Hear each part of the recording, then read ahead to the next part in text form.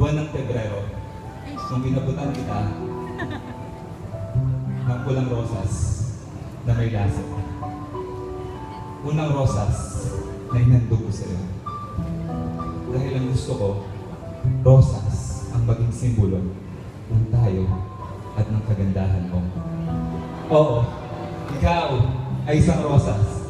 Isang rosas na napakabango. Isang rosas na kailanman ay hindi kukupas.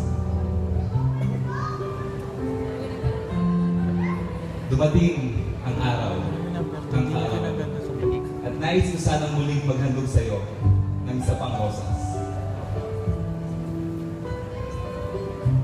Dilaw. Dilaw ang ikalawang rosas na handog ko sa iyo. Dilaw. Ilaw. Dilaw. Ilaw. Nagsilbi kang ilaw sa buhay kong napakadilim na akala ko wala ng saysay. Ngunit kung dumating ka, bigyan mo ito ng kulay. Hay, buhay.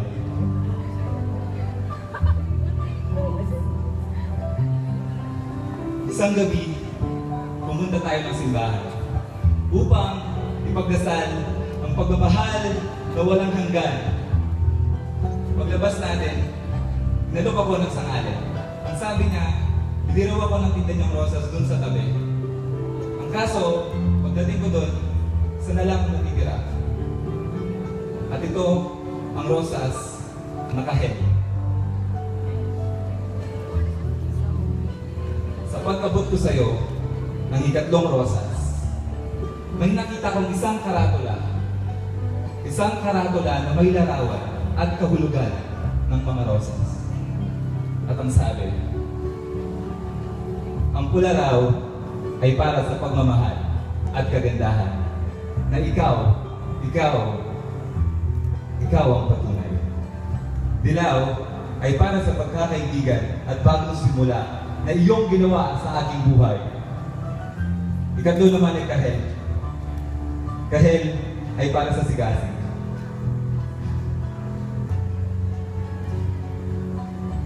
Isang gabi na naginip ako daw ay nasa hardin ng puting rosas.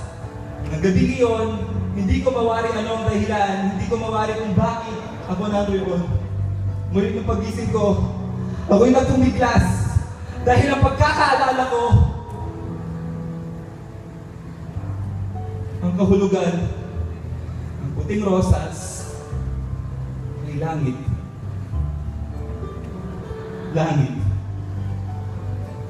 Tinawagan kita, pagsagot ko, ramdam mo na ang pait. Pilit mo mangitago, ramdam mo ang sakit.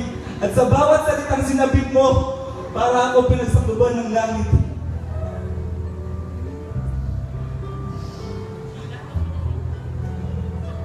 Pula ang una. Dilaw ang ikalawa. Kahel ang ikatlo. Buti na lang ang hindi ko na ibibigay sa iyo. At ang huling rosas na alay ko sa iyo ay ang rosas na galing sa panaginip ko. Na kailangan ko pag-ihulog sa hukay mo para lang mapasayaw.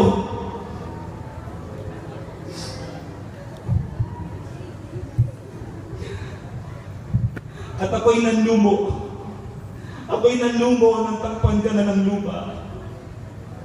Dahil ang pag-ibig ko, ang rosas ng buhay ko, ay mananatili na sa ilalim ng lupa.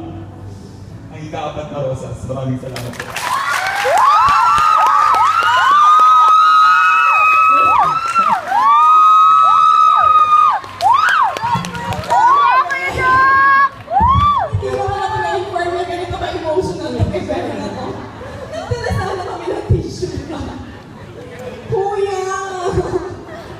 Kuya Joshua, Wait. Okay. Kuya, can I ask you this once in a lifetime question? Yes, of course. Wow, saya. Anong pinaghugutan mo? Kasi di ba, ramdam nyo ba? Yes! Ramdam nyo ba? Oo! Di ba? May mga audience impact ka pa doon. Ano yung pinagbubuhan Go, Kuya Jack! Alright. Honestly, it's not the person who died, but it's the feeling that died.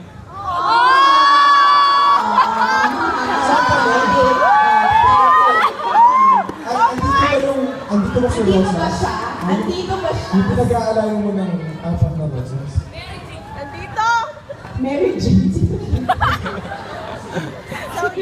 Andito ba siya? Nakikita ba namin? Tumitipok pa naman ang puso niya. Anyway, palakpakan natin siya. Mr. Joshua Trinidad from College of Business and Accountancy. Yes,